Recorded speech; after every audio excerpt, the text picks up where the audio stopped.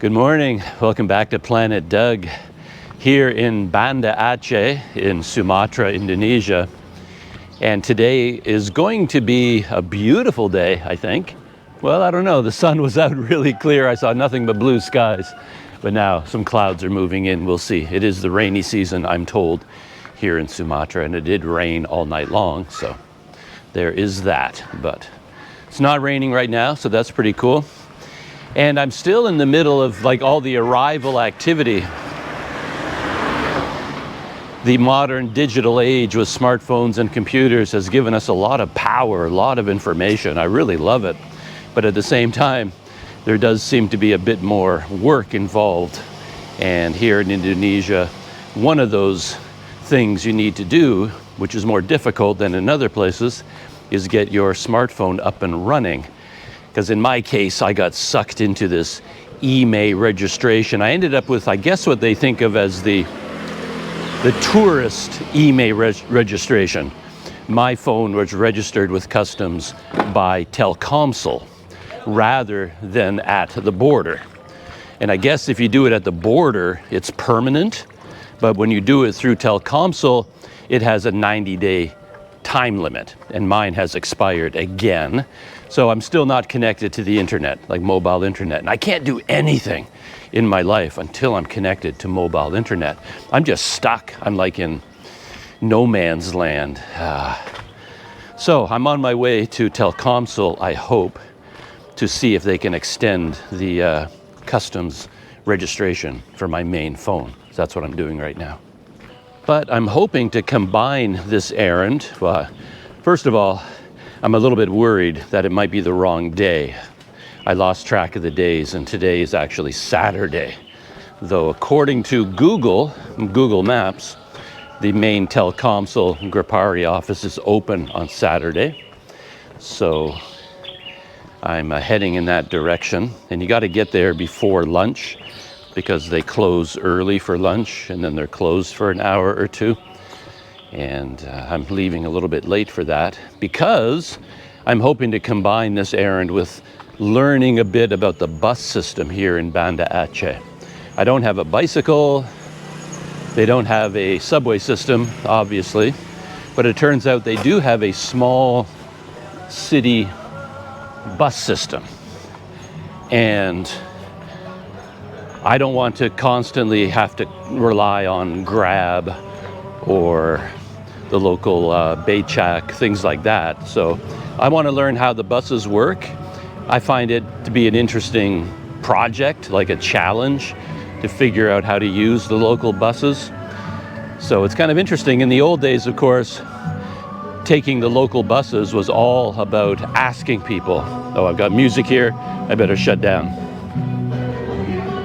There's a kind of religious school or a mosque there or some sort of community center. I think they're having a wedding or something there today, so a lot of loud music playing.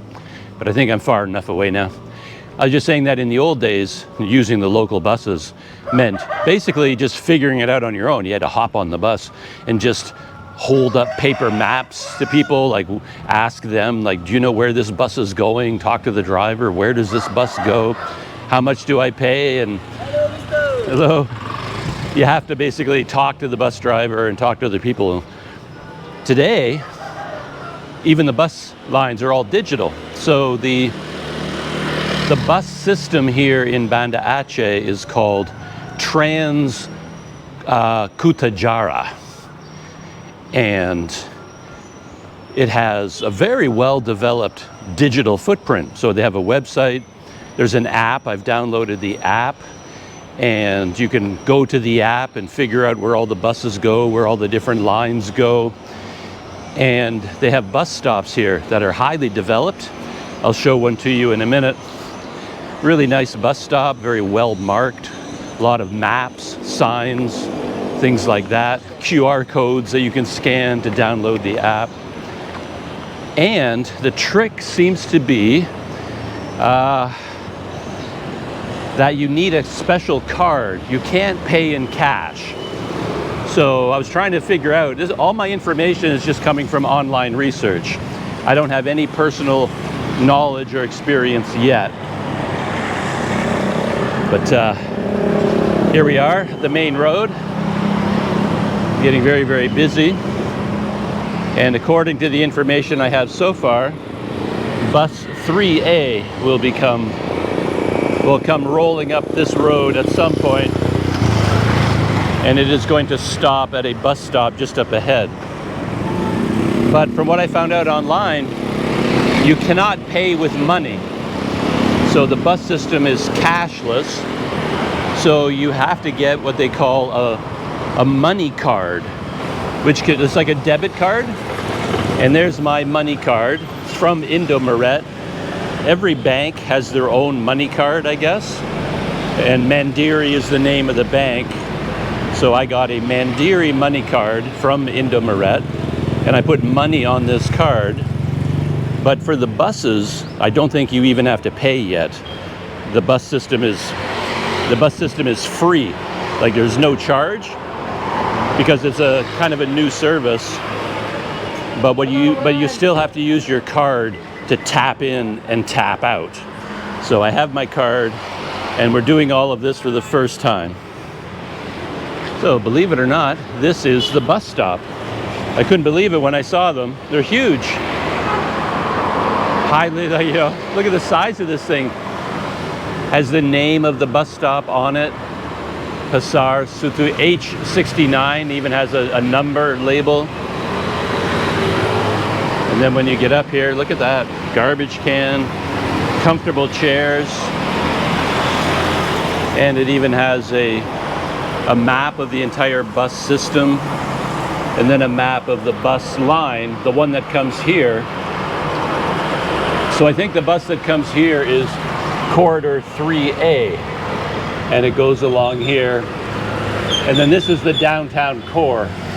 So there's the Tsunami Museum, the main market, the main mosque, other museum. So this is the bus I want to take. I'm down here, right here, I think, Pasar Setui Dua, H69, okay. So I'm right here, and I'm just going to take the bus around here, get off here, and then I have to walk across the river to get to Telkomsel. So if I wanted to, I could transfer, like Telkomsel is over here, so I could transfer to another bus, the yellow line, but I'm just going to walk from here. But yeah, so this is the bus stop. Beautiful signage. Here's the app. So you can scan the QR code, download the Trans Kutaraja app, and here are the schedules.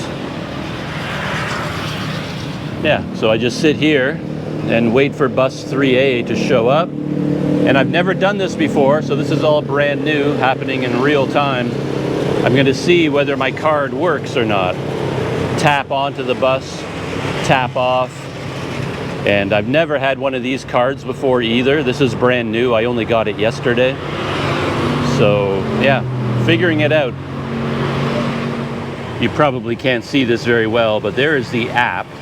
And the app is a little bit confusing the first time you see it. It takes time to figure it out, but I'm slowly doing that. And you can actually see all the bus routes. And technically, you should be able to see where the buses are. Like when I was looking at the map, they had little icons, like little pictures of a bus, and each bus had a different color, and they were like moving around the map like little toy buses, and you could see where they were exactly and track their location in real time. But right now, of course, I don't have mobile internet, so I can't use the app right now. So that's basically all I can do. But if I click, maybe if I click on all bus, no, it won't work. I can't get any information from the app at all. You need a mobile internet to do that. So I just have to wait for the bus. So I'm still reading all of the signs to try to figure this out. So I think this is a typo. This is supposed to be tap, like tap on bus, T-O-B. And it says that the current fare is 0 rupiah. And then these are the cards that you can use. This is the one I have. Like it doesn't say Mandiri, or like it doesn't say the name of the bank. Like every bank's card has a different name. So this is the Mandiri e-money card. This one could be BNI. This one could be BCA. Like each one of these comes from a different bank. But you need one of these cards in order to tap on the bus and then tap off when you get off. Well, this isn't looking very promising. I believe this is like the schedule, Monday to Thursday, Friday, and then Saturday to Sunday. But I don't know what this means. Like bus 59, departure time 7:44, bus 58, departure time 9:44, 11:44. So does that mean that's the time the bus comes here? So that's like 2 hours in between the buses. Well, more than 2 hours here. I don't know. That doesn't make a lot of sense to me.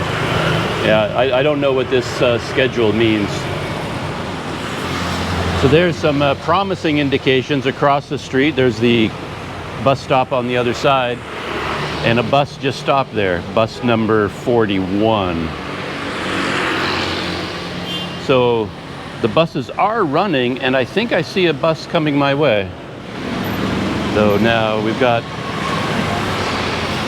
cars blocking the bus stop. Like there's a platform here. I don't know if I can step off the platform. Oh, it's bus 3A. So this is my bus. But I think I have to go down on the street. I'm not sure whether I can step from the platform up here.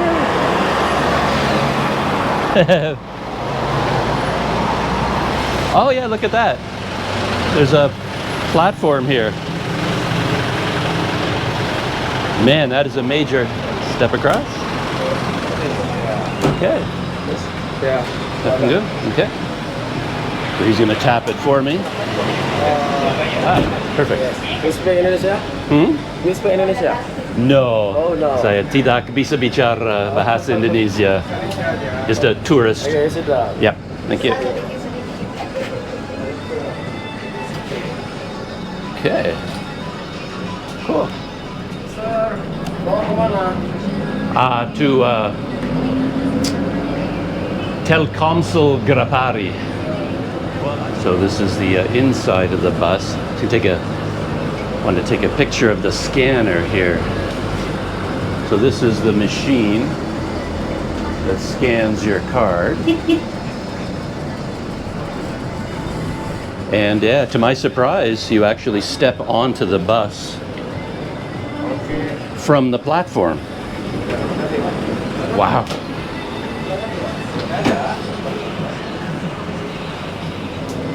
So inside the bus, they have a route map. Huh, okay. Museum, tsunami, and then the roundabout, and then the MRB. Wow, that's quite something. So they have an attendant on the bus in a uniform, and he actually took the card and tapped in for me. And it's pretty clear there's no way to pay with cash. You have to have some kind of a card in order to ride the bus. And I think there's still no charge. But yeah, comfortable seats. I assume that's the logo for Trans Kutaraja. Trans Kutaraja.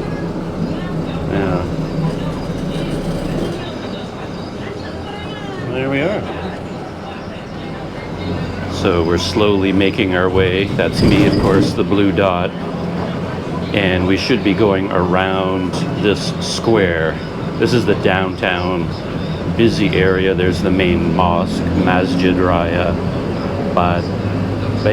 Baituraman, MRB. And that's where I'm going to get off at the MRB. And then there's Telkomsel over here, so I have to take either bus number 1 or just walk to get there. I can't believe how well this turned out. I thought I would be standing there for an hour or two and no bus would ever come, and there would be some confusion about the schedule, or they don't run on Saturdays or something like that. But here I am, taking the bus in Banda Aceh. Very exciting. We're making progress. Yeah, very cool. I saw the outside of the Tsunami Museum, Portola Grand Arabia Hotel, and this is the stop near the market, Pasar Aceh. I assume that's the main market right around here. And we're turning right now, and we should see the MRB, the main mosque, on the right. And that's where I'll be getting off the bus, I think. Somewhere around here. If I had the app, then I could see the exact bus stop.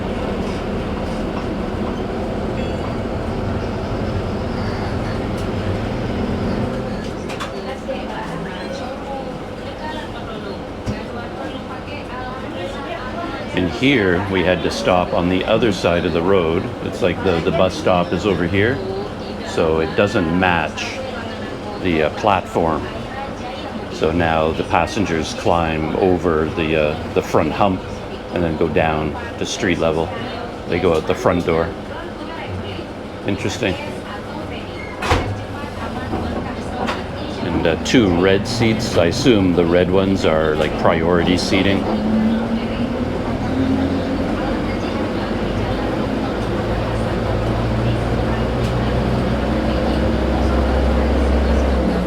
Oh, there's the market.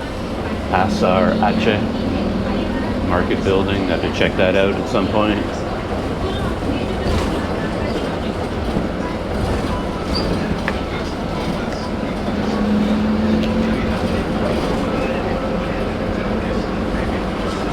And there's the mosque. Yeah, the main mosque here.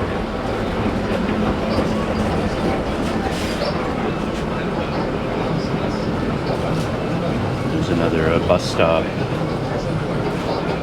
but again, I think we have to go out the front door.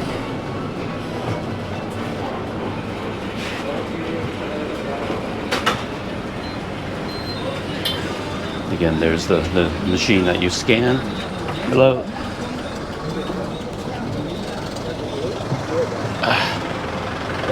Thank you. Sorry, video. Yeah, video for Okay, thank you. YouTube channel. Okay, thank you. Okay. Yeah, we're just gonna walk Telkomsel. Telkomsel. Yeah. Bus 1. Number 1, number 2, number 3. Okay. Thank you.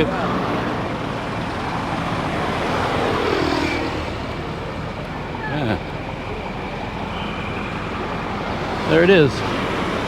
The one odd thing maybe for me is that every bus has an identifier. Like this is actually bus 42, but it gets confusing because you think, well, it must be bus route 42, but it's not. This is bus 42 on route 3A, right? So for my money, it should say 3A on the side. It says it on the front, like in the mirror there, you can see it says 3A, but it gets confusing to have large bus 42 numbers, bus 46. But I guess you figure that out over time. And my plan, oh, here's a feeder 3, bus 58. Interesting. Brand new buses. Look at that. I'm not sure what I think of the overall design of the system. It's pretty crazy in a way, having the platform. Like my entire life, every time a subway comes to a stop, an announcer says, "Mind the gap." But there's never really a gap to worry about. But for these buses, the gap is like 2 feet across. And yeah, you could really hurt yourself if you fall in between the bus and the platform. So here they have another full map system. And I guess these are all the buses that stop here. 3A, 3B, feeder 8s. I thought he said I needed to take bus number 1 from here, like corridor 1. Okay, so there's more over here. So, okay, corridor 1 comes here, corridor 2A, corridor 5, and I assume 3A, 3B. So basically all of them come here. Like what I was saying about the gap, this is normally where you get onto the bus. You step off this platform, and it can be 2 feet depending on where the bus comes to a stop. So that's the biggest gap I've ever seen. I don't think I would have designed a bus system like that. And yeah, but anyway, that's what they have. Never seen anything like it before. And of course, coming up here is not easy either. You got to be able to manage these steps to get up onto the platform. So obviously, very difficult access if you have problems with mobility. Oh. And they have a big sign here, but the digital sign doesn't seem to be operating though. Public transport information system. But yeah, there's no access obviously for wheelchair, or even if you sort of have difficulty with mobility. So from here, I walk in this direction and then Telkomsel. Once I get my phone connected, I hope. Ah, okay. A lot of buses stopped over here as well. When I was looking at the app back in my hotel room, I still had Wi-Fi there, so I could see on the app a cluster of buses. Like each one of these buses had a little tiny bus moving around like a toy, looked almost like an ant. And I could see there's a whole group of them crowded around here like a herd of cows on the app. Quite interesting.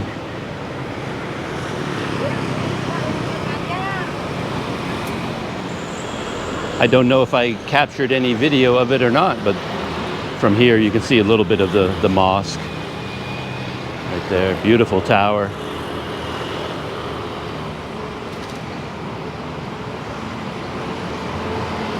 There's an interesting history to the name of this bus, the city bus system here, by the way.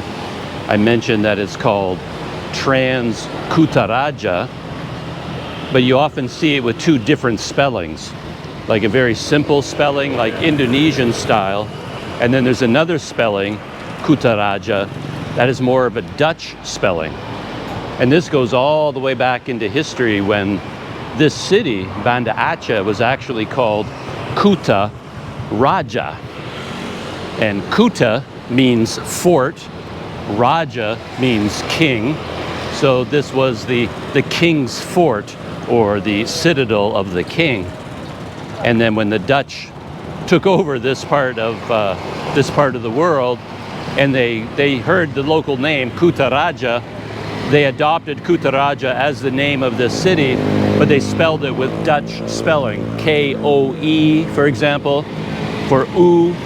So you'll see, and here in Banda Aceh, you'll often see the name Kutaraja with the Dutch spelling. You'll see it spread around, but that's part of the kind of a nod to history, but they've also modernized it where it's like K-U-T. The Indonesian, more simplified spelling, Kutaraja, makes more sense. But then they named the bus system here Trans Kutaraja. So it's the transportation system of Kutaraja.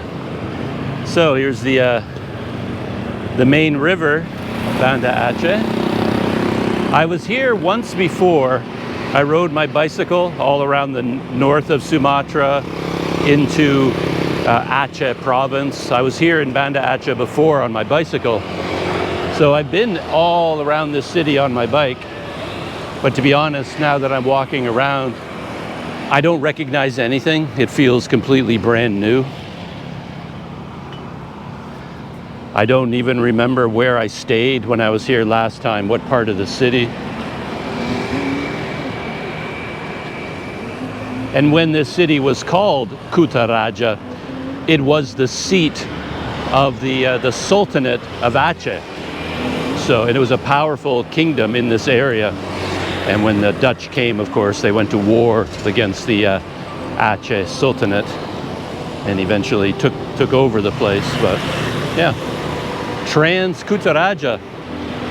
That worked out very, very well. Much better than I expected. My first time taking a local bus. There goes another one. No, okay, that's number one. The guy was saying I could take number one to go to where I'm going.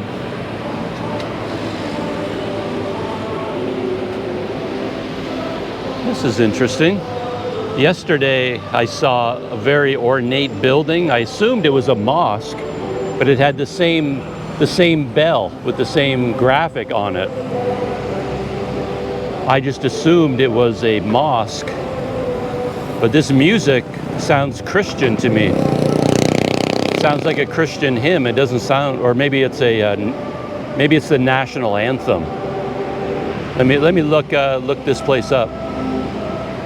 Okay, things are making sense. I got confused. Okay, here is a Catholic church, and that's where the hymn was coming from. So the music was coming from here. This, as it turns out, the sign translates as military command. So that's a government military installation. Better get out of here with my GoPro. Don't want to be standing around too long with a camera in front of the military. But here's the Catholic church. I imagine that's a little bit of an unusual sight here in Aceh province. I don't have the numbers at the top of my head, but I think for Banda Aceh, or maybe the province in general, I think it's like 98% Muslim population. So if there is a non-Muslim population, a Christian population, it would be very small. I could be wrong about that 98% figure, but it's what's sticking in my head. All right. Taking the bus, that was a success. Now the real challenge is coming up next. Are they going to be nice to me? I did a little bit of research into this, and according to the internet, Telkomsel, they have the power to extend my customs registration through them, but it's at their discretion.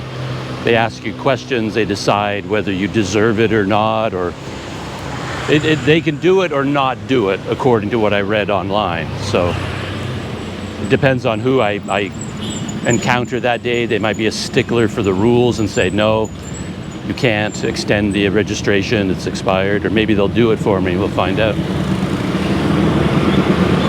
I'm at a big roundabout.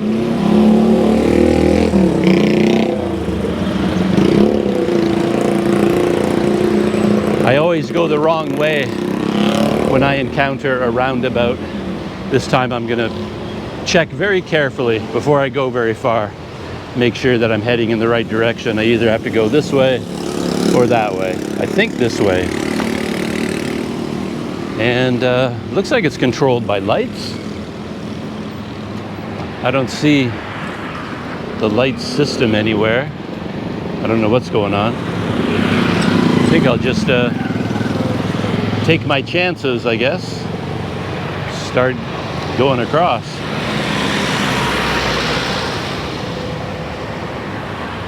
The cars have lights, but I don't see any kind of a pedestrian crossing. Well, I'm going to try and make it part way, see what happens.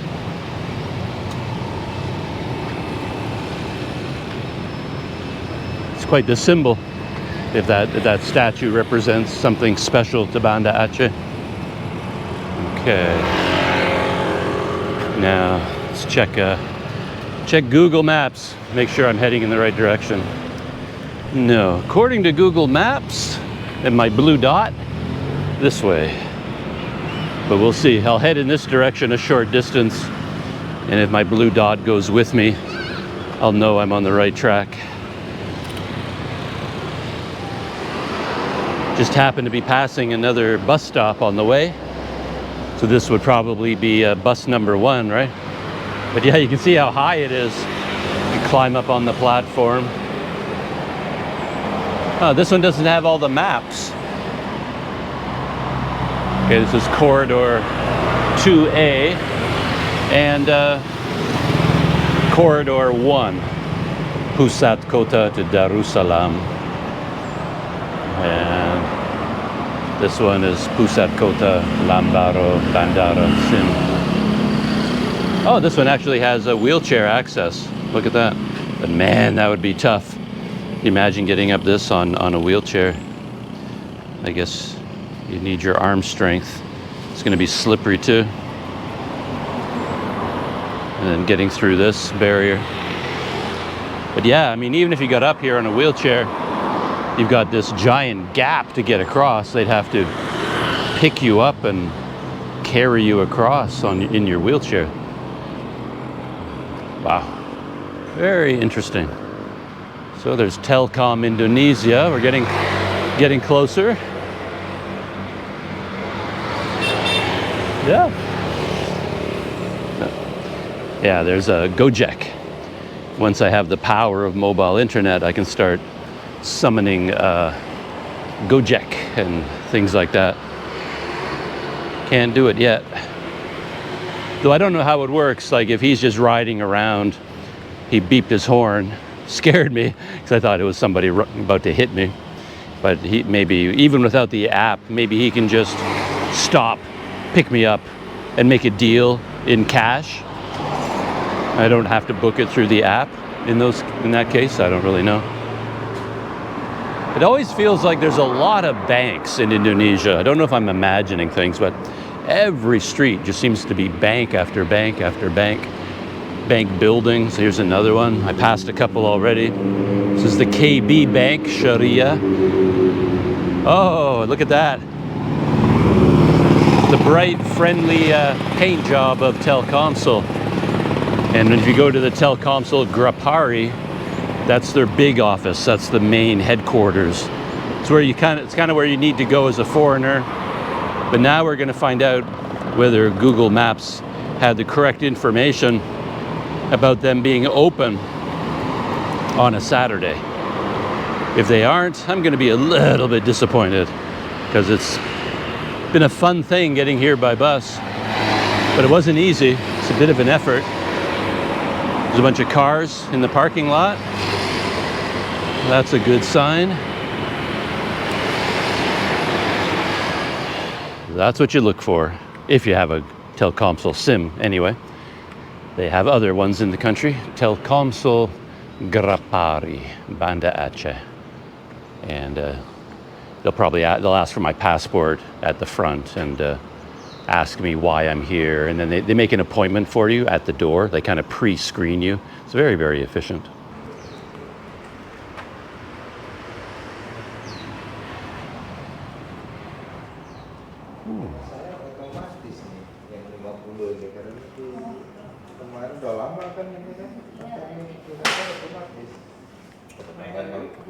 Yeah, I hope so. I have a Telkomsel SIM, and I was in Indonesia before, so I registered it through Telkomsel Customs IMEI, but I think now it is blocked. So I was hoping I can get, I'm here for 60 days, a new trip, so I'm hoping Telkomsel can Continue your registration. Yeah, the IMEI registration. I'm glad you're open today. I wasn't sure. I want to check your key number here. Okay. I see. That's kind of like making an appointment. You can submit, and then this is your key number. Please wait a minute. Okay, thank you. Yeah. Thank you very much.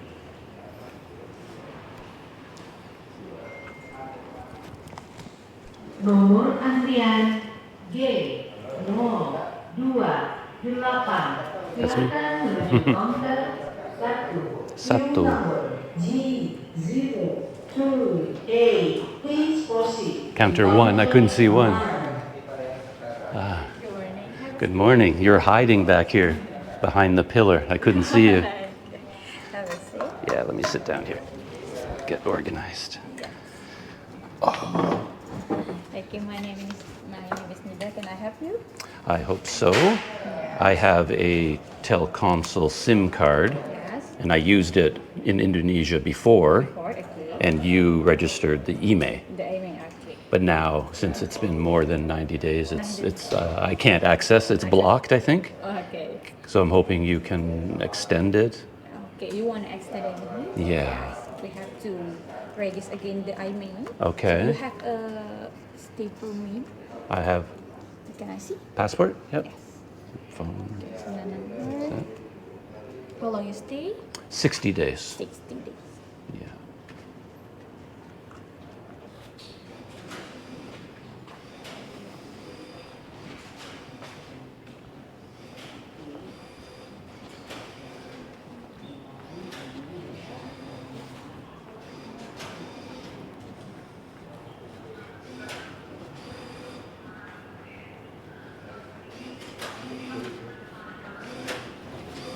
Okay. Thank you.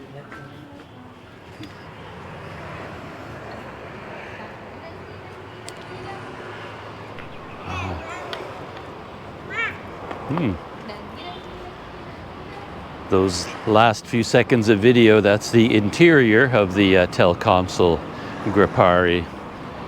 Wow, amazing service. I mean, I don't have the words to say how much I enjoyed that experience and appreciated their professionalism, kindness, efficiency, on and on.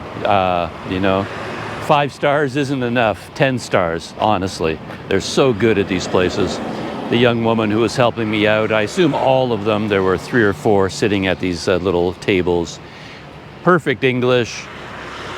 They're trained in customer service to an extent that you rarely see. It feels almost old school, like you've gone back to the 18th century, because what I like the open plan. Like, they're not sitting behind a counter with bulletproof glass. It doesn't have that bureaucratic feeling to it. They're just sitting at little tables out in the open with a little number on their no.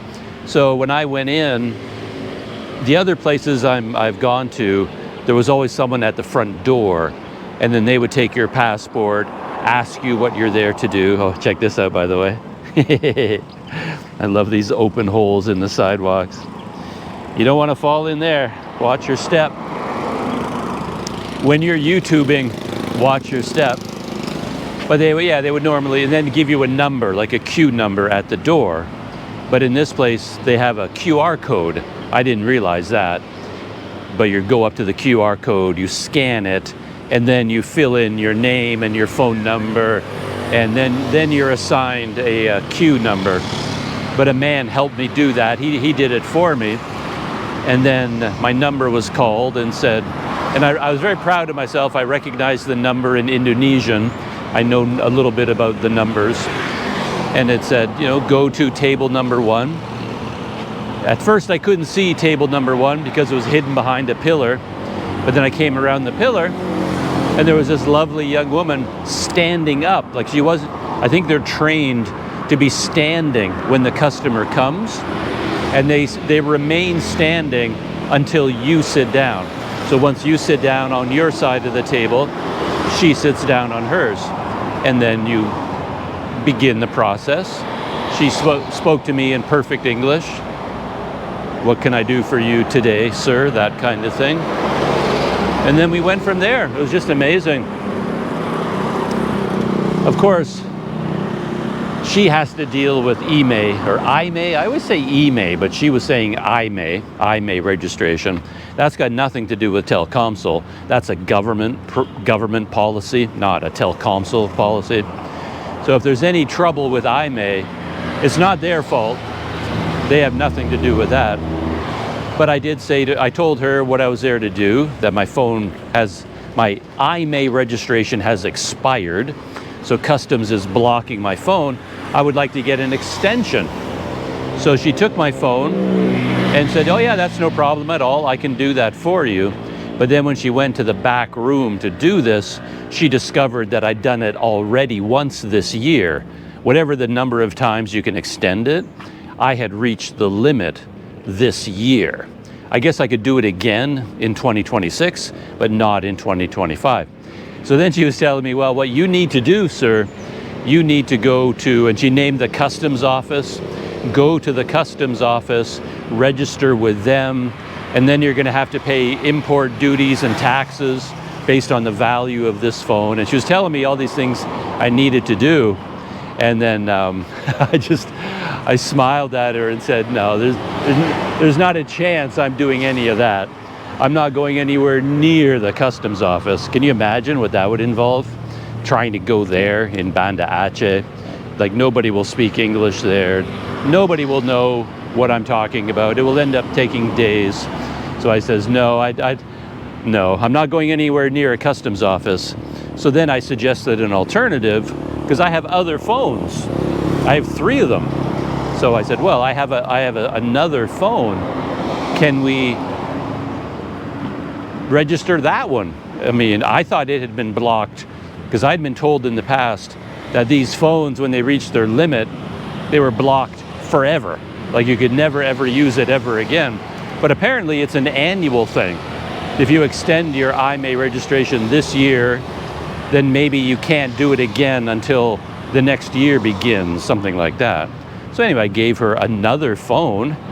She called up the IMEI barcode, scanned it with her little scanner, and says, oh yeah, this one's fine. I did use it in Indonesia, but it was years and years ago. So she says, yeah, I can give you, this phone has also been registered in the past, but I can extend it and give you another 3 months, another 90 days. So that's what we did. All we did was a switch over to a new phone. Then I ran into a little bit of an issue. This is where I'm walking, by the way. I don't know what that building is. Oh, Muraya Hotel. Ah, fancy hotel. Pizza Hut.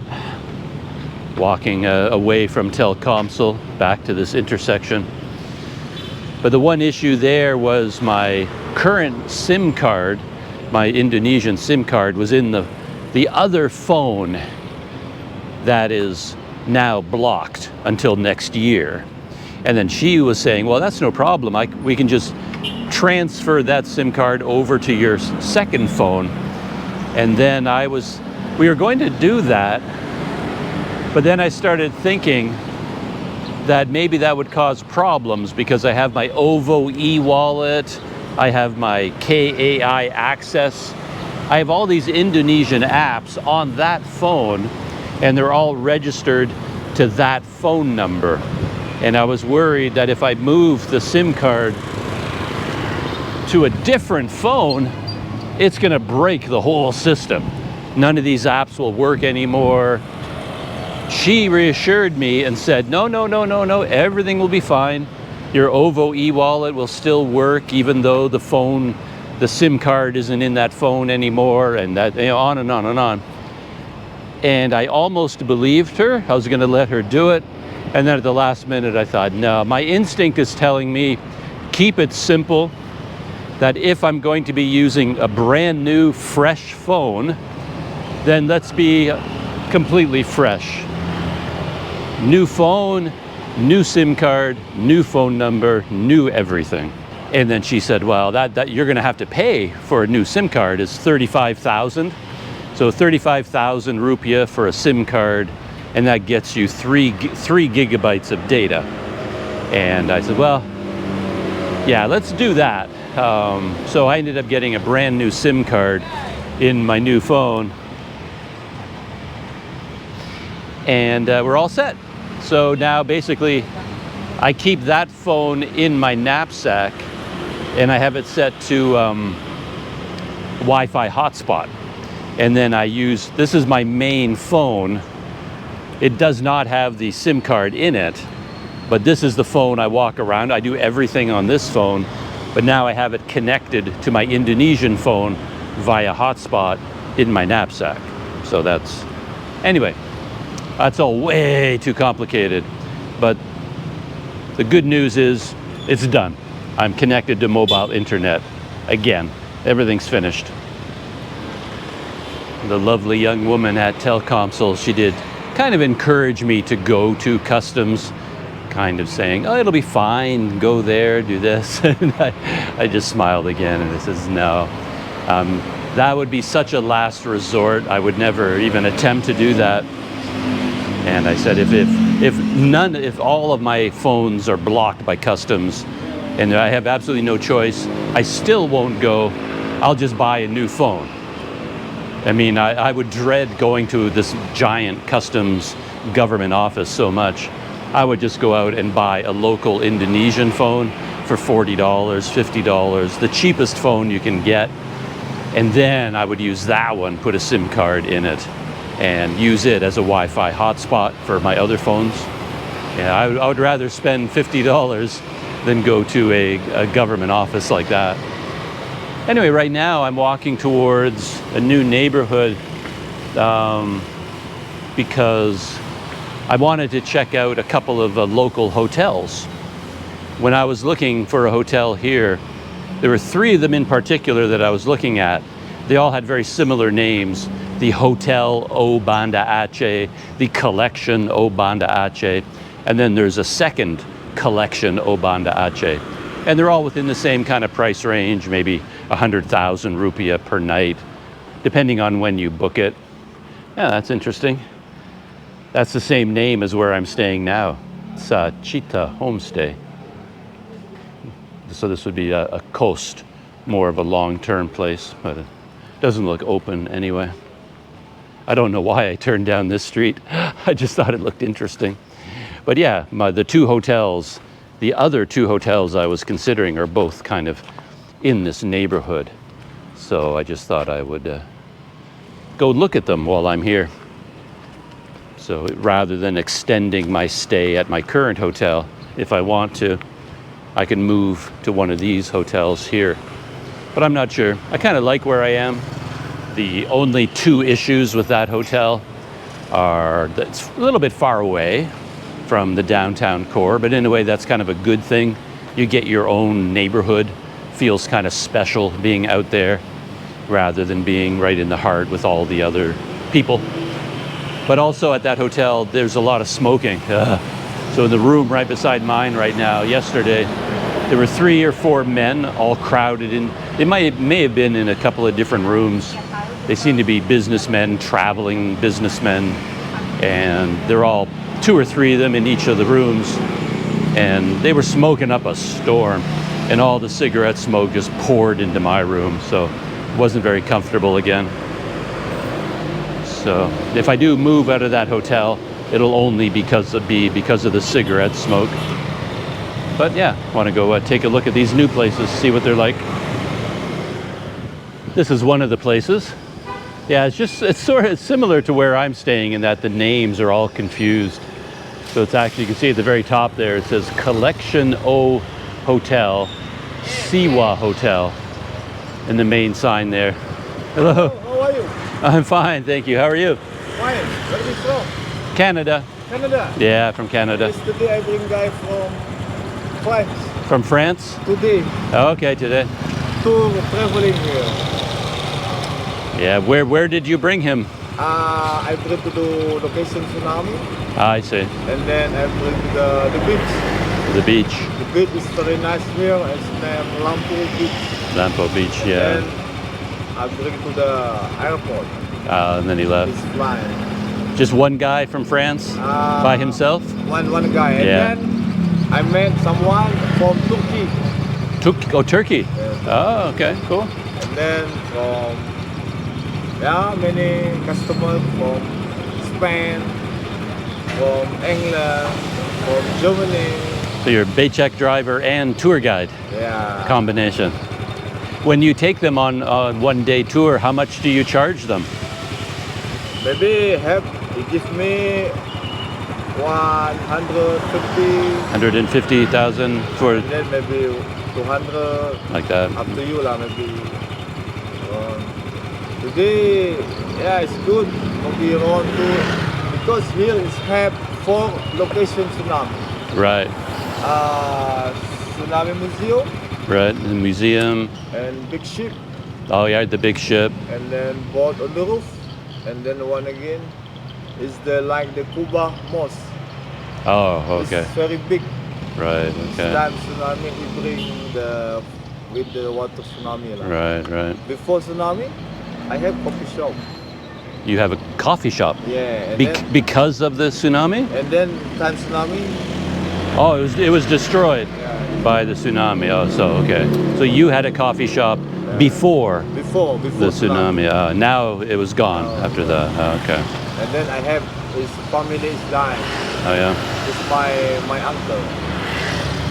Yeah, it was a big tragedy here. Yeah, 160,000 people died, I think. yeah.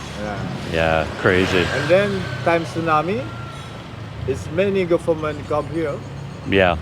And then time tsunami, I don't have job again. Hmm. And then I met in the street. Yes, same with you. He's from Australia. Okay. And then I follow him. He's from Australia. 1 year.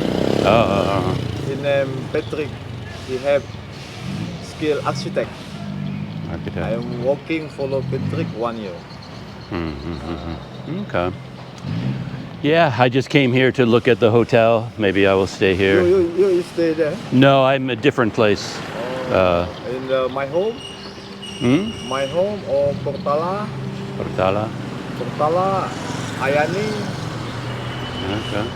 But maybe you want tomorrow need tuk travel. I Yeah. give my number for you. Okay, if I have your phone number, how can I get your phone number? Just had an interesting chat. Becak driver or tuk-tuk driver. I'm not sure what they call them here in Banda Aceh. I'm calling them becak. But he was telling me he often brings foreigners around, kind of a tsunami tour.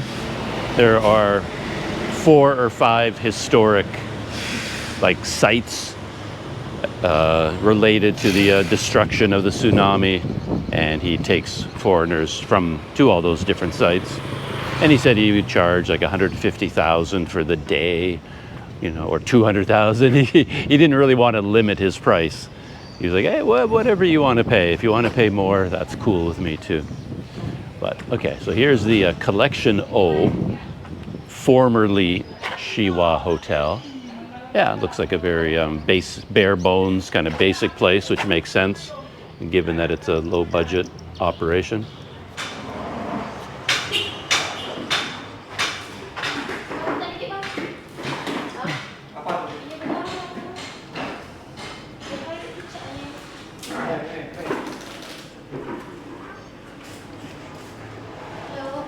Hello.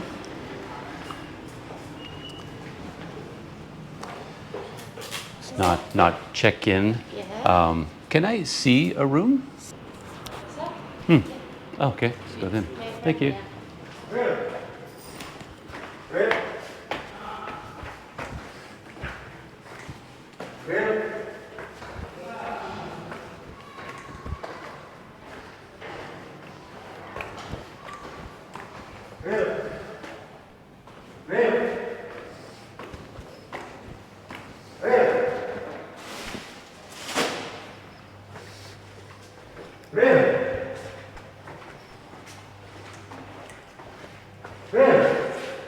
Oh, people. My friend.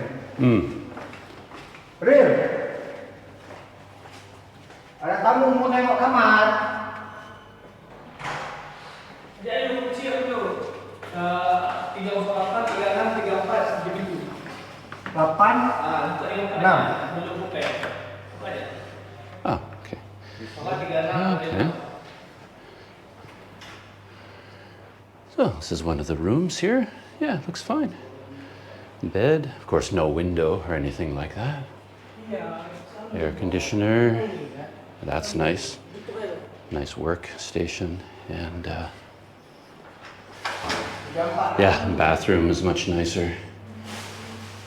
Mirror, sink. Yeah, it's definitely a step up from where I'm staying in terms of the facilities. Oh, there's even a kind of a window out onto the hallway. Okay. One bed. This Oh. 2 bed. Oh, okay. 1 bed, 2 bed.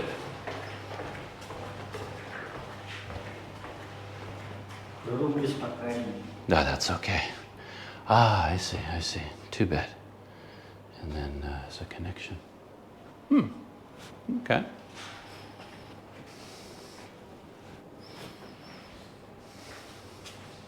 Thank you. Terima kasih.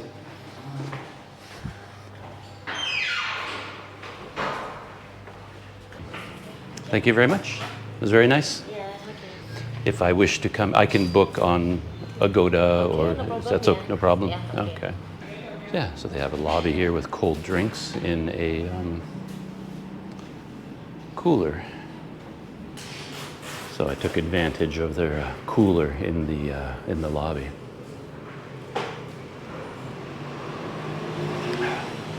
Nice.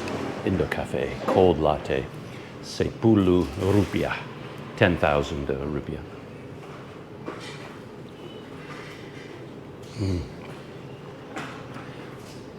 Yeah, to be honest, the other hotel would be similar to this one. I don't really need to go look at it, I don't think. Maybe I will. But if I wanted to make a move to a different place, I'd be perfectly happy here. Yeah, it doesn't have the same character, that funky building that I'm in, but I'll be there for 5 nights and then I can move here. A whole different experience.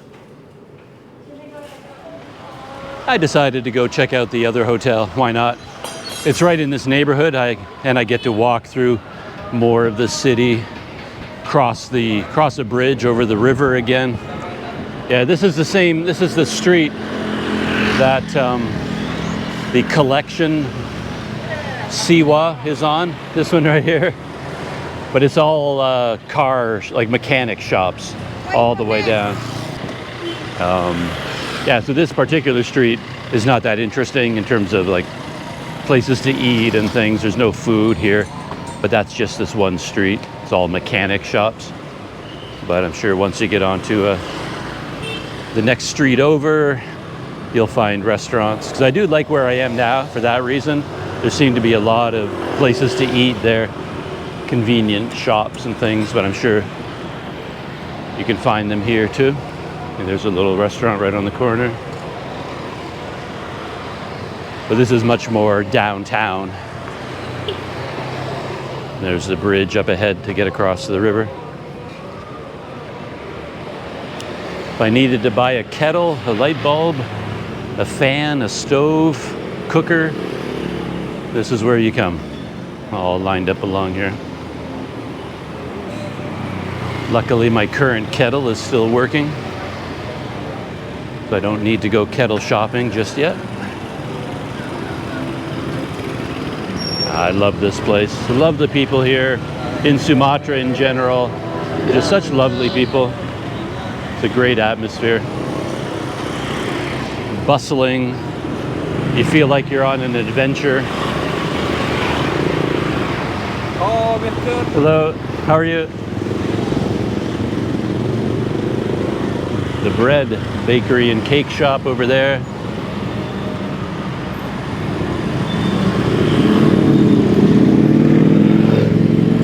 Ah, okay. There's a market street right here. Though I never do any shopping in markets because I'm not buying eggplant and cooking it. I just need to see it already prepared in a restaurant.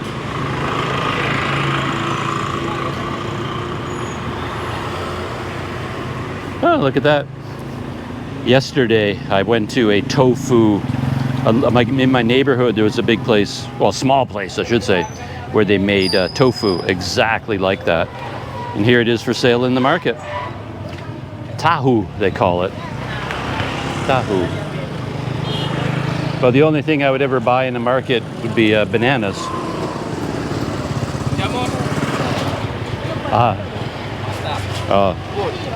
Mushroom.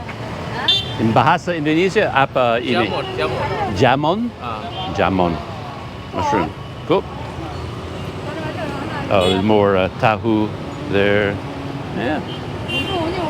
Corn, carrots, cauliflower, potatoes, cucumbers, I guess. Here in Banda Aceh, you can't help but always think about the tsunami, even though it was back in 2004, 20 years ago. But you can't help it. Like, if there's that building over there that is destroyed, and you have to think, okay, was that damaged by the tsunami? So every time you see anything, a ruined building, you instantly think, is that a tsunami remnant or not? Bridge across the river, and this is nice. Looks like there's a walkway beside the river.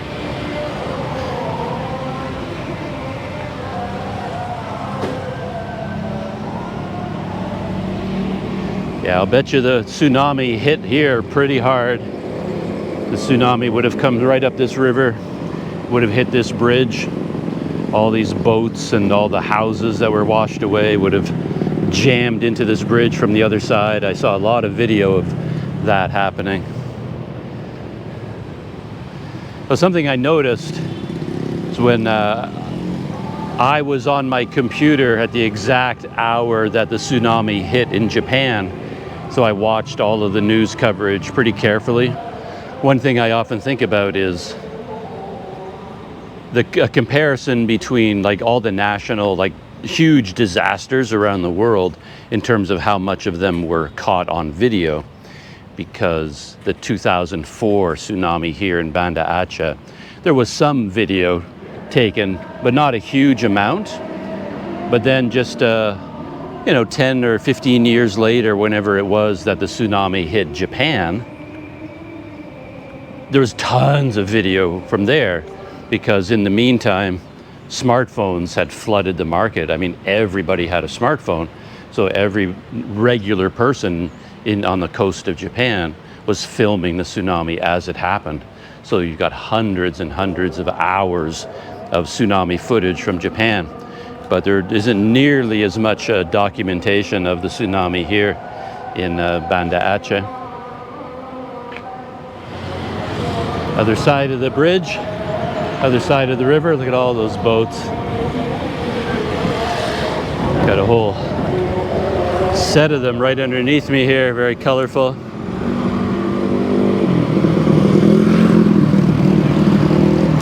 Yeah, when the tsunami would have come racing up this river, it probably would have been all these boats docked there just like it is now. They all would have been ripped out of their moorings and then slammed up against this bridge. You would have had a huge debris pile here as everything just piled up. I'll bet if you did a search, you'd find video right here from the tsunami. And the other hotel is off in this direction somewhere. And there it is, right there. Hotel Mulana. But when you find it on Google Maps, it will say something else entirely. It's like Collection O Banda Aceh, something, something, formerly Hotel Mulana. But of course they keep the old sign, so it's still one point in favor of a Hotel Mulana is that there's a Indomaret right here, pretty much right beside it. At least I think I'm on the right street to get in to the Mulana. So there it is, Hotel Mulana. I don't like the OYO branding. Oyo, for me, spells nothing but trouble. Oyo hotels.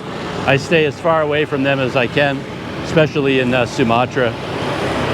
You never quite know what's going on with an Oyo hotel. Friendlier street though, in a way. It's got a little shop right there. It's got an Indomaret right there. Padang restaurant right there. So it's a little bit more of a friendly neighborhood.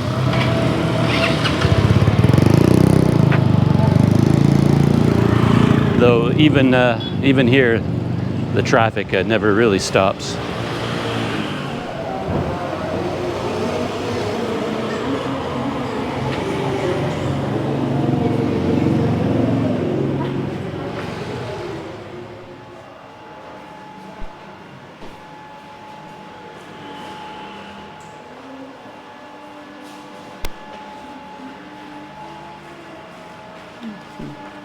Hello.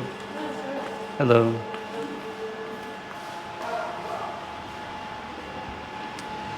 This is interesting. Has more, it feels like it has more of a hostel vibe. With sort of a, you know, communal area here where tables, people having snacks.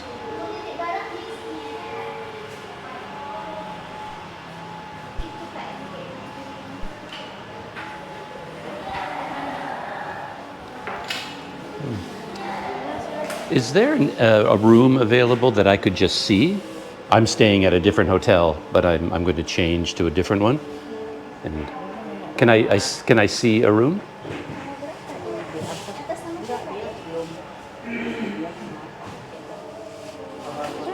Our room still cleaning. Still cleaning? But I You can see. I just look in the door. Just. Well, I mean, if it's still cleaning, it's okay. Wow. This is nice too.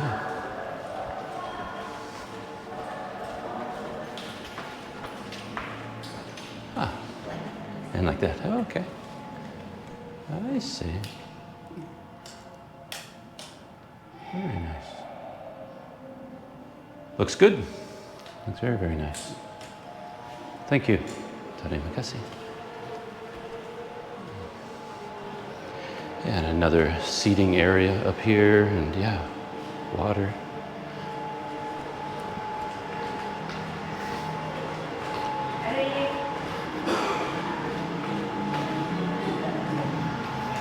It has a very casual, like family-friendly vibe to it. And a scale to measure the weight of your bags. Got a couple of wild bikes kicking around too. Look at this one here. There you have it. Yeah, I'm definitely moving, I think. 5 nights where I am now. That's enough to get the sense of the character of the neighborhood. And time to move up in the world a little bit. See what this one is like staying either here or at the other one. I'm not sure. They both have advantages, disadvantages. But I think if I had to choose right now, I would probably choose this one. The room conditions, the atmosphere, the street itself, having Indomaret right across the road instead of being surrounded by nothing but mechanics, shops, and garages. Nice street. Looks like there's just some sort of a park right over there. That could be the beach already. I don't know how close we are to the shore. Might have to walk to the shore if it's right over there. So this is going to be a big moment in the life of Planet Doug. Now that I have mobile internet, I can try to use the Malaysian touch and go e-wallet to buy something in Indomaret. Like, I don't know whether it's going to work or not. It'll be the very first time I've tried to use it, because here they have a system they call Kris. It's their version of Do It Now. But from everything I've read, touch and go works in Indonesia because Do It Now is connected now to the Kris system. So it should work. Let's give it a try. So in theory, it should work exactly the same as in Malaysia. Just open your touch and go app, sign in. And this is interesting. When I first arrived in Sumatra, it still listed Malaysian ringgit and it said Malaysia. But after 24 hours, it automatically switched to Indonesia settings. So my balance is now in Indonesian rupiah and the country is set to Indonesia. And all of this information is all related to Indonesia. So the layout of the app is completely different, but you still have a scan button. So I can scan a code, or I can get my QR code that they scan. And then it still has my Visa debit card. So it looks different, but it's still the same thing. So let's see if it works.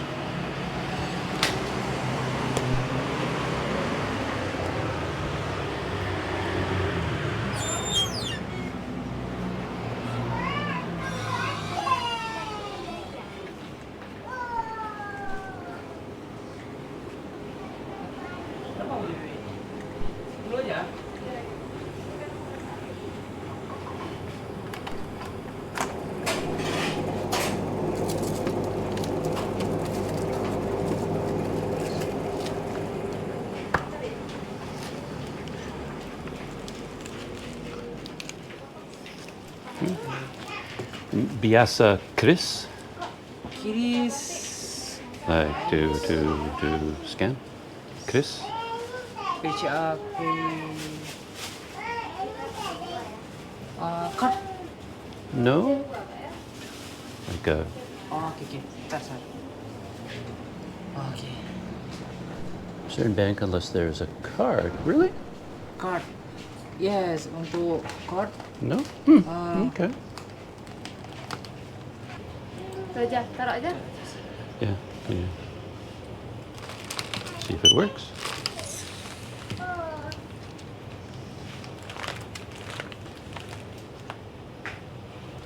Ini yang tutup nih.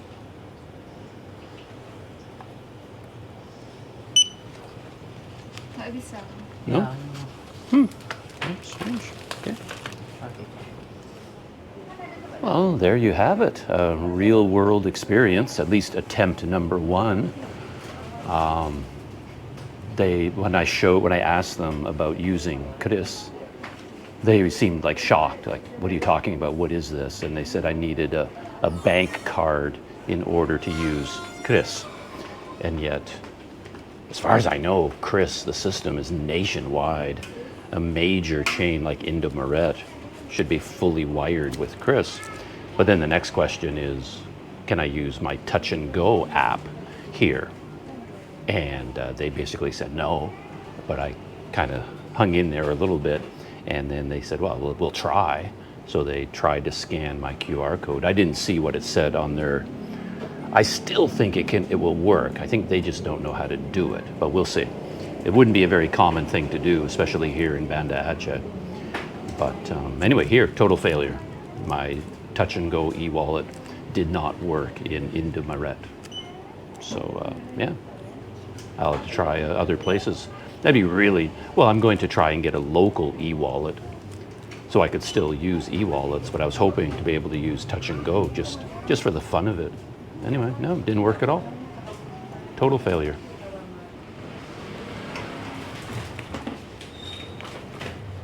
Hey, can you do top up?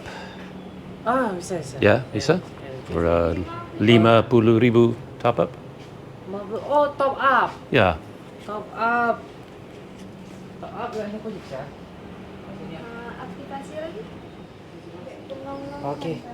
Bisa. We top up on the cell phone. Oke. Bisa. Ini coba tes. Oh, I see. Like NFC. NFC, yes. Hmm. Cek saldo. Mm-hmm.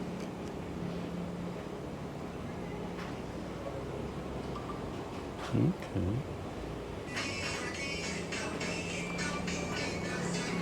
Oh yeah, that's mine. Yeah. Okay. Yeah. 50? 51. Yeah, 50,000. Oke. Yeah. Where are you from?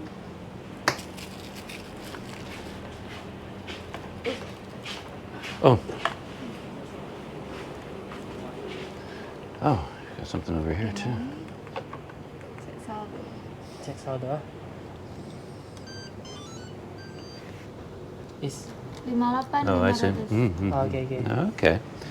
Yes. Kris payments can only be made at Indomaret only for local banks. For international banks, you can only use cards. Okay. So, for the first time, I'm going to buy something in an Indomaret using this e-money card from Mandiri. Let's see how you do it.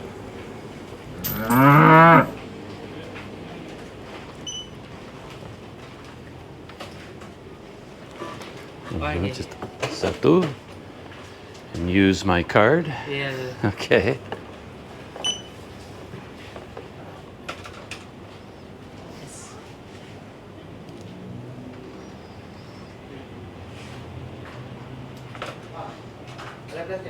Oh, plastik kah?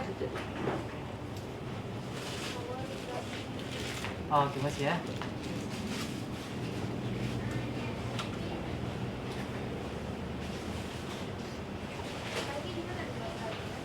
Apa? 6032. Pangkat segala anak-anak mana? Gimana? Pangkat segala anak-anak. Tas. Lah segar, lah segar. Lah segar anak-anak. Bentar, Wak. 6132 9825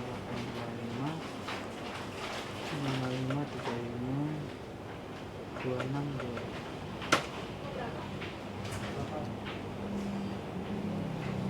26 See what he does over here. Ah.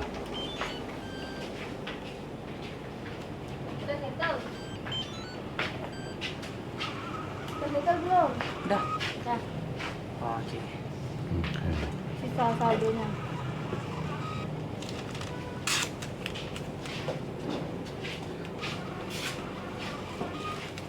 Oke, saldo.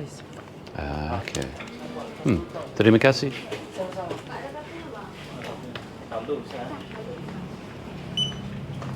Oke. Okay, thank you. I'll take those. So that was really confusing. I guess these are early days. I'm trying to understand how all of these digital payments work in Indonesia. And it could be that here in Banda Aceh, it isn't as fully developed. I mean, my understanding was Chris was completely international. Covers the entire country. There's a foreigner vlogger here called Kate Gypsy. If you go to her channel, Kate Gypsy, she has 2 videos where she's talking about Chris in Indonesia. She doesn't give the mechanics, it's not like a how-to video, but she talks a long and at length about how amazing Chris is, about how it's so smooth and easy and efficient and perfect and works everywhere and across like 17,000 islands of Indonesia. All you have to do is scan, it's so easy and fast. And that may be true for local e-wallets, but my experience here so far is that it's not the same for touch and go. You're supposed to be able to use touch and go anywhere in Indonesia through the Chris system, but my first attempt failed. And the guy explained it to me again, saying that for international touch and go, it only works if you have a bank account and a bank card, and it's a minimum purchase of 75,000 rupiah. None of that makes sense to me, but that's what he told me. So then I thought, oh, well, I have my Mandiri e-money card. Let's try to do that. So, and he said, yeah, you can do that, no problem. That you can use at Indomaret. It's easy. So then I told him, okay, I want to put 50,000 rupiah on the card, and I gave him 50,000 rupiah and the card. I just expected him to go to the cash register, scan the card, and it's done. But he had to connect my card to a smartphone using NFC, do something there. Then he had to go to a terminal, do it there. It was like a 2-stage process, and it was really long and complicated. So I was kind of taken aback. But when he finished, though, I had 50,000 rupiah on this card. So I wanted to do an experiment. Okay, now I want to buy something. Can I buy this? Coconut milk, so delicious. And he said, yeah, I can do that, no problem. So I brought this to the cash register, and I thought he was just going to scan it. Zoop, you're done. Like, zoop, here you go. Zoop, just like touch and go in Malaysia. Super fast. But he actually turned my card over, and he had to type in the entire serial number. And the serial number is almost impossible to read on this card. It's covered up with a bunch of other graphics. It's really hard to read. It's a very long serial number. He typed in the entire serial number into the cash register, did a bunch of things there, scanned the purchase, and then we had to walk all the way across the counter to the far end, and then he put it on a scanner, and then he processed the payment there. So it was like ridiculously inefficient and slow. So total failure on the e-money card as well, so far. I probably don't know what I'm doing yet, or it could be that here they don't know what they're doing. But anyway, I will keep fighting until I get this figured out. Now, my mission, should I choose to accept it, is to get back to my part of the city by bus I know now from experience that my e-money card, oh, I see. Whew. All these cars have to go across this intersection to get onto the bridge. And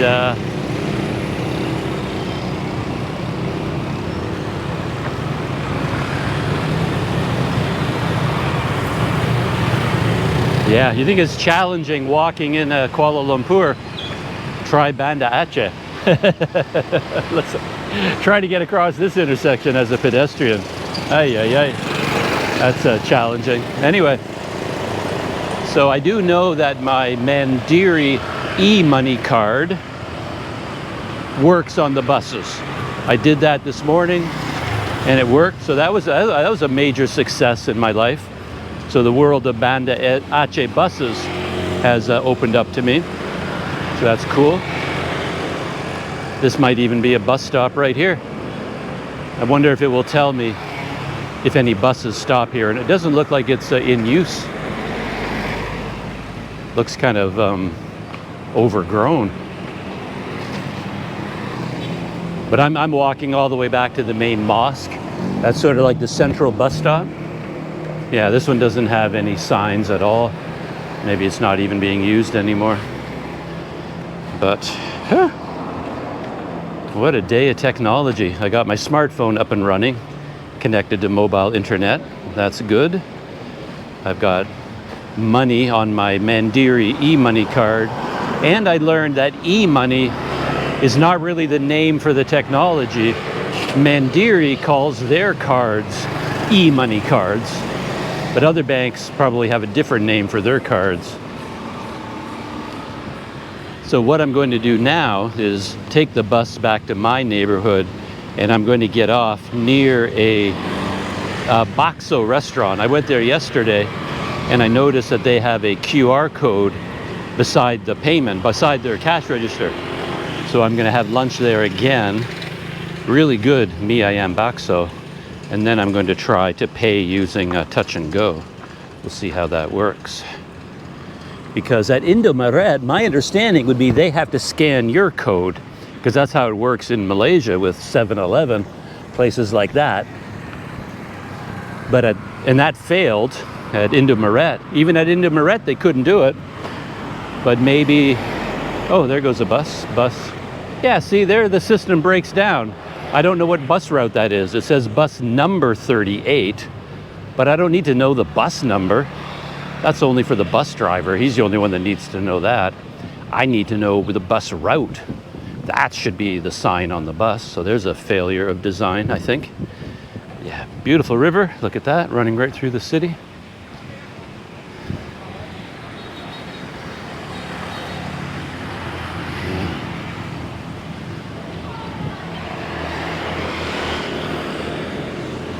Interesting town. I love this town. I really do. It's just such a bit crazy and chaotic at times. Intersections, for example, but it just has a laid back, informal, friendly feeling to it, despite being a big city. Check out this the riverside right here. A lot of interesting buildings like that one, Bank Indonesia.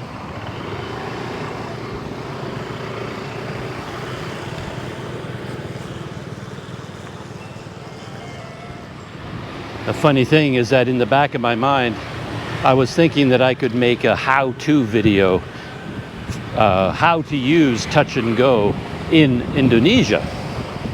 I made a video about how to use touch and go, basically how I use touch and go in Malaysia.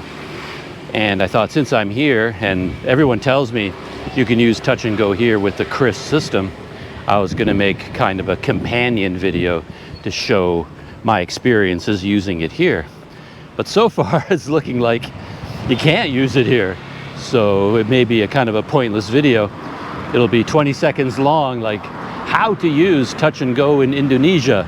You can't, it doesn't work. So don't even bother. That's my experience so far, but we'll see. Maybe I'll figure it out.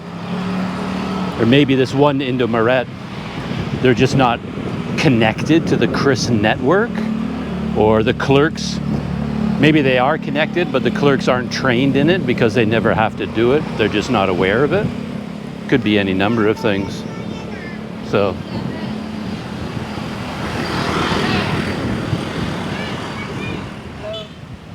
some benches overlooking the river there.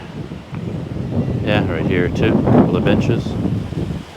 I'm not sure how far I can go along here. This would be the easiest way to get to the bus stop is down that road, but the road kind of splits here, and maybe I can follow the river and get to that bridge. And then near that bridge is where all the major bus stop is. We shall see.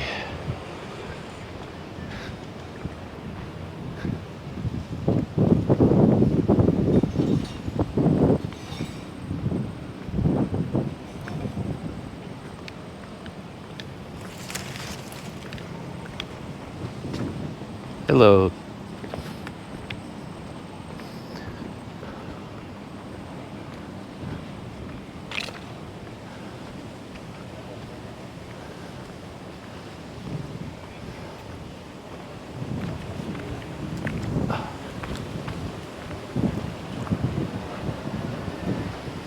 Back road down by the river.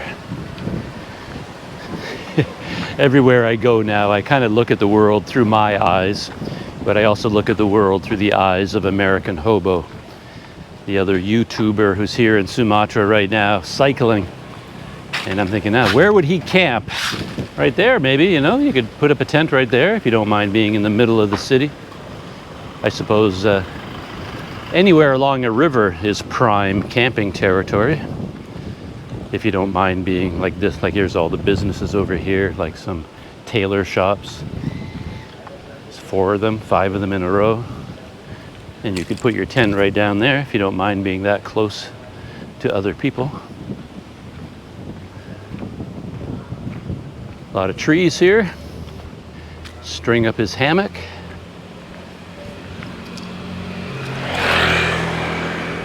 The bridge, there's the bridge right there. That's the bridge I crossed over originally to go to Telkomsel. Yeah, and there's the military installation right there, I think.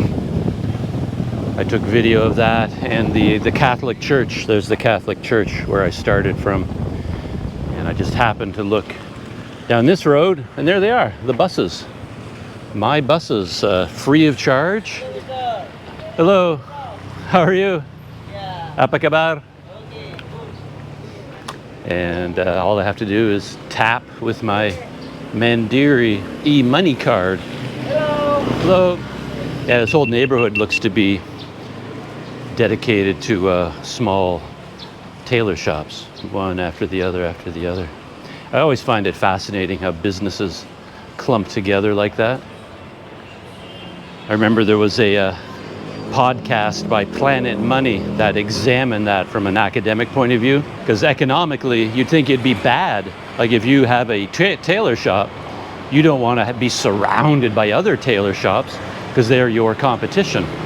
But it turns out the logic is it makes more economic sense for them to be grouped together, because every customer looking for a tailor shop knows that this is the tailored neighborhood. So all the people come here, and they actually get more customers by grouping together with other tailors. It's very interesting. So yeah, here we are. Again, I disagree with the way the buses are set up, because it says bus 47, bus 38, bus 42, but I don't need to know that. I need to know, what is this, 3A or 2B, or right? So you have to walk all the way around to the front of the bus in order to see what the actual bus is. So that makes no sense to me at all. So for all I know, that could be my bus leaving, but I don't know, because I can't see the bus line. You have to get all the way to the front. And there's, it's Route 5. See what I mean? That's the important number. Route 5. And there's feeder number 2. But you can't see that until you get to the very front. There's 3B. I think I want 3A. So I think 3A stops up here, maybe. This motorcycle was here when I came by a few hours ago. It's still here. So I think 3A stops right over here. Hello. And yeah, but somehow the bus stop is on the wrong side of the bus, because the big door is on the opposite side, so they can't actually use this platform system because the bus stop is on the wrong side of the street. Also kind of a poor design that way. This is kind of interesting. I've been trying to figure out how the app works, and it looks like on the map, like I said, you can see a little image of the bus, like a little toy bus zooming around on the streets. I didn't realize this, but if you click on that little toy image, the icon, it opens up a little window that tells you what bus it is. And I clicked on a green bus at random, located right where I'm waiting, and it said, oh, 3A. That's the bus that I want. But I think it's supposed to be red, not green. But anyway, so I came walking up here and it says bus 42. And this is bus 42. You come around to the front and it says 3A. So this is my bus. But I don't know if you can get on it, or, because like I said, all the doors are on the other side. These buses aren't designed for this space. So there's the big door. That one you use with the raised platform, but it's on the wrong side of the bus. So you have to go in this door. I can see the driver of the bus. I made eye contact with him and I made all kinds of hand gestures. Like I showed him my powerful e-money card, and I said, I pointed at the bus. So I can take this bus? Hello? And he says, yeah, sure. You know, thumbs up. So I kind of pointed in that direction. We're going that way? Yep. And so I pointed at the door. Can I get on? And he says, yeah. So I go stand by the door, but he just looks at me. So I don't know. I guess you wait until he opens the door. You got to learn all the systems, but I'm hoping he doesn't just start driving, because I've made it pretty clear I want to get on his bus. But we'll see whether he lets me on or not. I'll have to keep monitoring the app and see if another 3A shows up in the meantime. So the bus conductor, he came out and he was calling out to people, ready to go. So he's sort of announcing departure.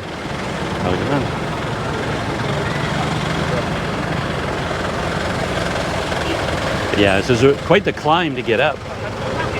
A little bit like mountain climbing. Maybe a scan?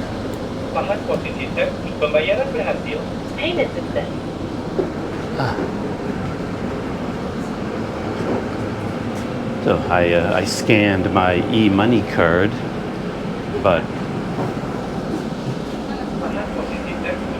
I was going to say, so far I'm the only person to do it. I haven't seen anybody else. I just saw one other woman scan her card. But maybe in this period when everything is free, they kind of want you to scan, but you don't absolutely have to. So maybe once they start charging, then everybody has to scan. But yeah, it's kind of interesting, the whole system. Oh, someone else just scanned. I didn't get like a beep sound though. Like I wanted a loud acknowledging, like beep, to tell me that it registered, but it didn't make any sound at all. I had to like really look at the screen to see whether it registered or not. But yeah, mine did. I am the master of the e-money card. I'm very excited.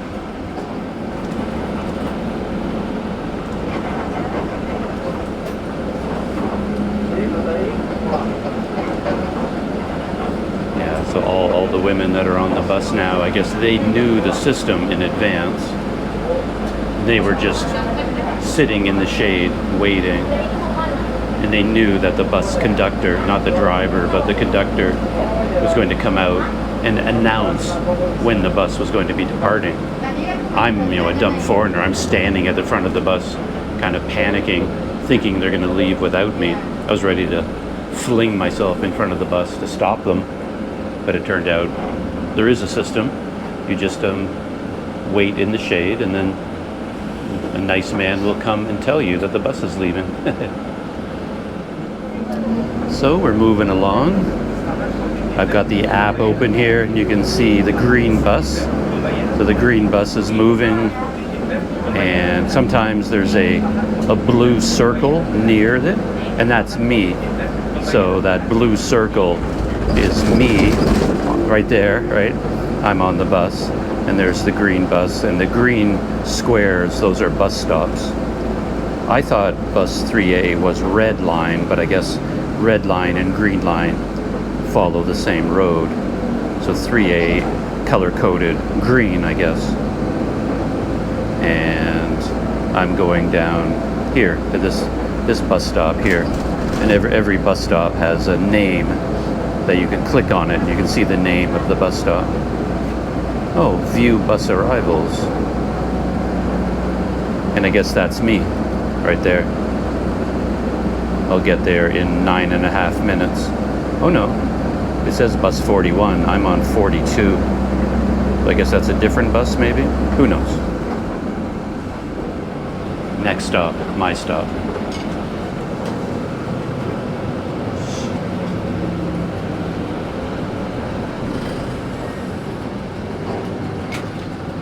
Try this door. Yeah, I think this door might be broken. We'll see. Oh, no, it worked. But yeah, here's the gap that you have to step across. Isn't that crazy? Yeah. Look at that. Thank you. Have a good day. Yeah, isn't that something else? It's like stepping over the Grand Canyon. You have to be comfortable with heights. Well, there it goes, bus 42, Route 3A. Amazing. It's very old school. Like it's a new bus system, but they designed it to have an onboard conductor, just like in Vietnam. I really like that system in Vietnam where they have a driver and they have a full-time employee just helping everybody on the bus, helping them on, helping them off, guiding everyone. And yeah, they do that here as well. So just down in this direction is my Mi Ayam Bakso place. So let's head over there and we can try out touch and go one more time with the Chris system. I haven't given up yet, obviously. I've only tried it one time. Got to try it many, many more times to figure it out. So here's my new favorite bakso place, Bakso Beranak. I don't know if that's just a name or a type of bakso, but that's where they prepare them. And they have this huge menu up on the wall. It's kind of cool. Mi bakso, mi pangsit. I really like that too. All the different types. And then around they have these giant photos. There's Bakso Beranak Kabe.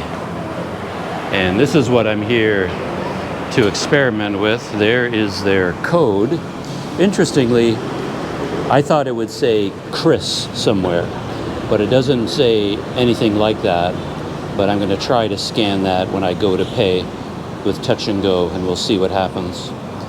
Maybe that red arrow, is that the logo of Chris? I'm going to have to look that up.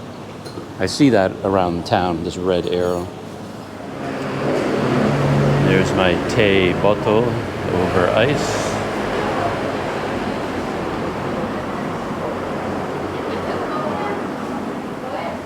And when you sit at this table, they have some snacks. These are like potato filled something or other. I had a couple of those last time I was here.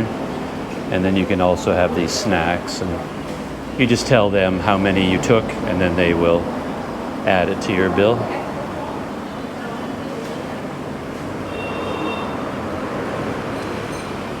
And there's the view from my new favorite bakso place.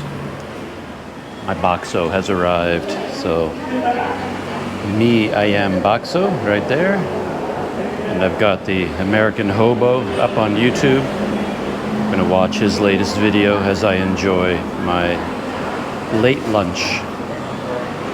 And then, of course, we're gonna try to pay for it with Touch and Go in Sumatra. Not only in Sumatra, but in Banda Aceh. I think the chances of success are very, very low, but we'll see what happens. All right, here we go. Touch and Go in Indonesia. Logging in. Now we're gonna go up there and try to, we're gonna ask Bisa Chris, can I pay with Chris? And I'm gonna scan their code, and man, I really hope it works. I don't think it will, but let's give it a try. Bisa Chris, a try. So there's the code, and I'm going to just scan the code. Drum roll, does it work? Wow, look at that, it works. Amazing. Okay. So berapa? 25. So it's 25,000. So that now you got to make sure you're in the right currency. Don't type in the wrong one, because if you type in 25,000 ringgit, that's very, very different from 25,000 Indonesian rupiah. So there. Okay, so see, it tells you here at the top 25,000 rupiah, and then it tells you the equivalent in ringgit, 6.31. Confirm, paying. So you have, looks like you have 5 seconds to cancel if you made a mistake. Authenticate with my fingerprint.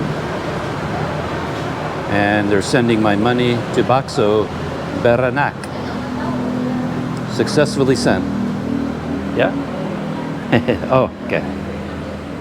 So now he is going to take a picture of the screen. How cool is that?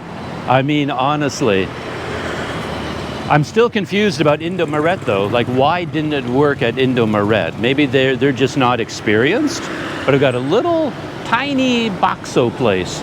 They've got the Chris code right here. Worked flawlessly. Nothing to complain about. And then you've got right across the road, Indomaret. Hello. Indomaret, probably the biggest convenience store chain in the entire country. Massive company. And yet when I tried to do it there, it wouldn't work. So maybe we should go across the road and try a different Indomaret. What do you think? Give Touch and Go Chris one more opportunity here. Bisa Chris? Bisa. Yeah, Bisa? Ah. So I have the code here, and we'll see if it works.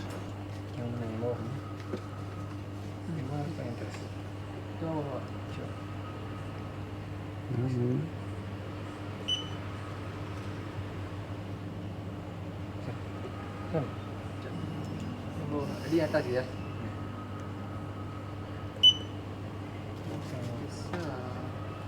Yang atas.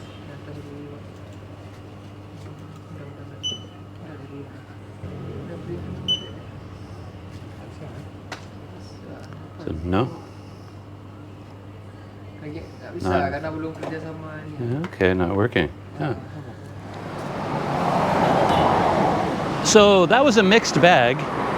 I asked them, can I pay with Chris? And they said, sure, no problem. But when they tried to scan my Touch and Go QR code, they didn't see that it was Touch and Go. Like, I didn't tell them it was an international, like, Malaysian e-wallet app. I didn't show them Touch and Go. I just said, Chris, because it should work with all e-wallets. And then they scanned the QR code. It wouldn't work. And again, they thought maybe they should only scan the barcode. So they tried to cover up the QR code and scan the barcode that goes with it, but that didn't work. They tried several times, many times, I would say. No, couldn't do it. I offered to scan their code, like maybe you guys just have it backwards and I'm supposed to scan the code on your machine, but they said no, no, no. So far Touch and Go is a bust. But then I decided, well, I asked them if I could pay with my Mandiri e-money card, and they said, oh yeah, absolutely. And that worked. But oddly enough, I still don't understand this. They had to type in the whole serial number. And the serial number on the back of the card is almost impossible to read because it's all covered up in graphics. So they really fumble, and they're fumbling and fumbling. And I mean, if it's supposed to be the convenience of tap and pay, it makes no sense at all that you got to type in the entire serial number. Where's the advantage now? You might as well just pay in cash. Anyway, I'm going to do one more experiment. I saw this when I was walking along the street, a Martabak place, and I noticed, you see that signal there, the symbol? That is the Chris symbol with the red arrow. And I'm going to, I don't really want it to be honest, but I'm going to get a Martabak, and just so I can pay with the QR code, see if it works.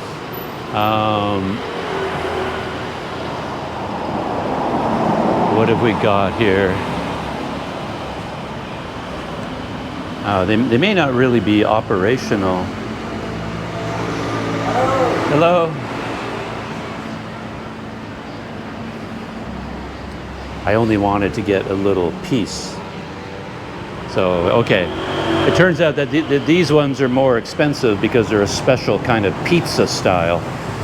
And here I finally found what I was looking for. It's the Martabak Classic. And then the prices are a bit lower. So I went for the chocolate nut combination for 55,000 rupiah. Regular. So regular. Yeah, regular. Oh, what's that? Oh, okay, sure.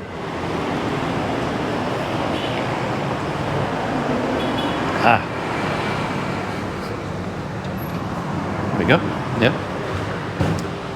So he invited me to the back to see the magic, how it is made. So there's the dough. Out at the back. Very thick.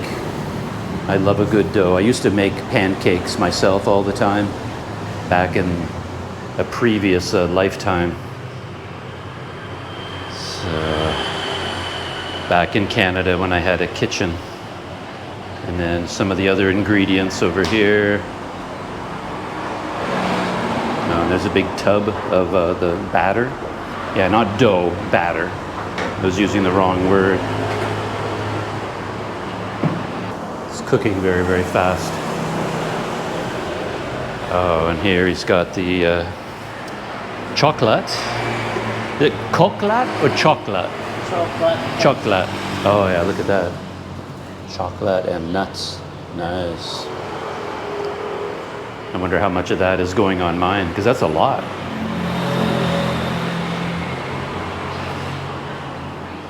There it is. Freshly made, yeah. Oh, it's interesting the way the way he put the dough or the batter around the edges, because it makes it like almost like a frying pan. Gives it a kind of a ledge all the way around. That is a lot of butter. That is a lot. This is like for a family of 5 people.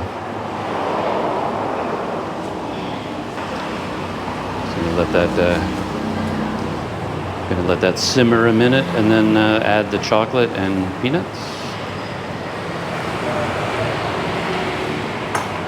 Cutting it up, and then some peanuts.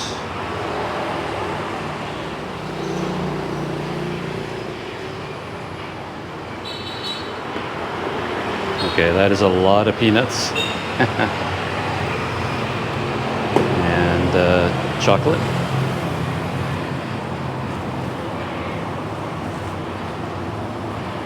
Not messing around with the chocolate either. And it's got something else on the go here, but the bottle is empty. And I'm running out of GoPro battery, so I don't know if I'm going to make it to the end. I don't think so. We'll see what happens. Ah. Some kind of cheese.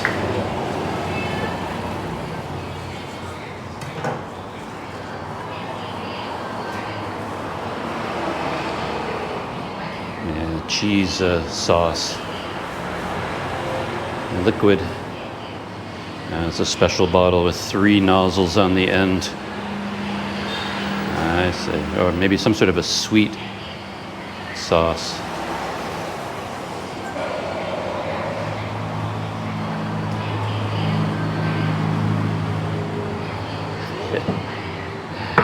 I had no idea it was going to be such a big deal. Look at the size of this thing. It's huge. And goes, yeah. Look at the scale of this thing. Nice. Looks good. I think I ended up getting the extra large family size. Oh boy.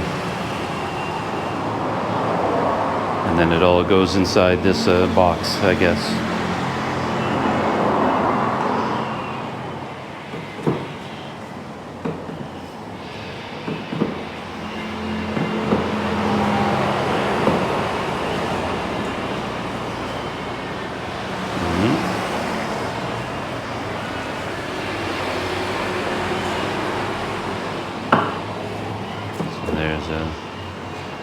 Part of it.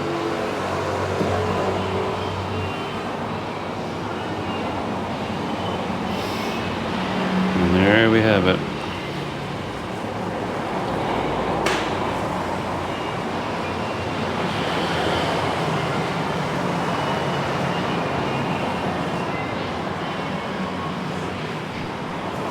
So there is the Chris QR code. Now we are going to scan it. Ah, beautiful. And berapa harganya? 55. Okay, 50. All right, my GoPro battery died at the most important moment, as it always does, just as I was completing the touch and go transaction, and it worked. So man, I'm so happy about that. So many successes today. So yeah, I've got my Martabak here. It weighs like 15 pounds.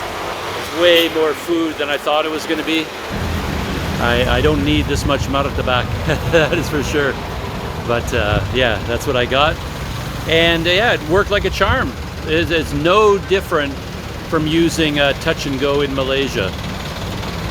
Like scanning the QR code here, pretty much the exact same screen shows up. The only difference is it shows you the amount in rupiah, and then it gives you the amount in your home currency at the bottom of the screen. So it also tells you how many ringgit, which that is really useful, because as I said, you might get mixed up in your currency and you pay like 2,000 rupiah, which isn't very much money, but you're still, maybe you accidentally paid 2,000 ringgit, which is a lot of money. Right? There, that one there. So you got to make sure you're looking at the right currency. It should be automatic. I don't think you really have to worry about it yourself, but it's nice to see that they tell you rupiah and ringgit, so you know exactly what you're doing. And then you enter the amount. You can see the name of the business, confirm that it's correct, and then you approve the purchase by either facial recognition, your thumbprint, or a security code, your PIN, whichever way you want to do it, and then you're all done. So there you have it. Very successful. Indomaret is still a mystery. A local, independently owned Martabak shop, they're tied into the Chris network, and yet a national chain like Indomaret isn't. Very confusing, but we'll see. but I'm happy with the results so far. And with the purchase of the Martabak using Touch and Go, I think that is bringing today's video to a close. Really hasn't been that long a day, and yet at the same time, I'm exhausted. I did a lot today in a Planet Doug kind of way.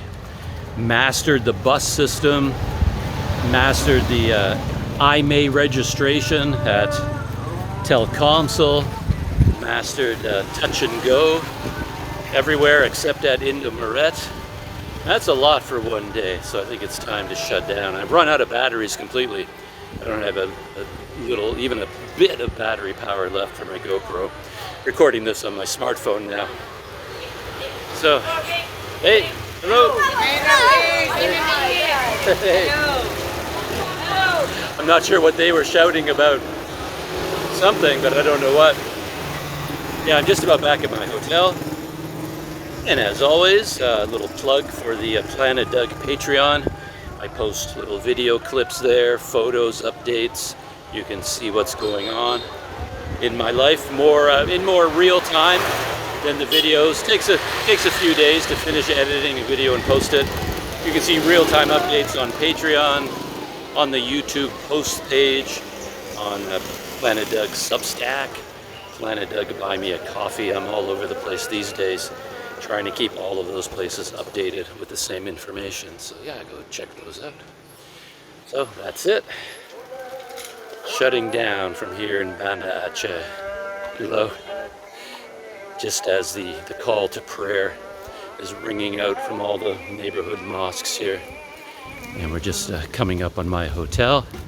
And I guess I'll end the video with a last shot of the hotel Banda Aceh. It's a Shita residence. There it is right there. Hello. Just swing around. Yeah, the two hotels that I saw today, they're both in the same price range, low budget places, but they offer a lot more in their rooms. The rooms are a lot better appointed than the rooms here. But this place definitely has a lot of character, a lot of history, and it's in a really nice residential neighborhood with a lot of, like the river right over there and restaurants and things like that. So with this view of my hotel, I'll shut down and see you in the next video.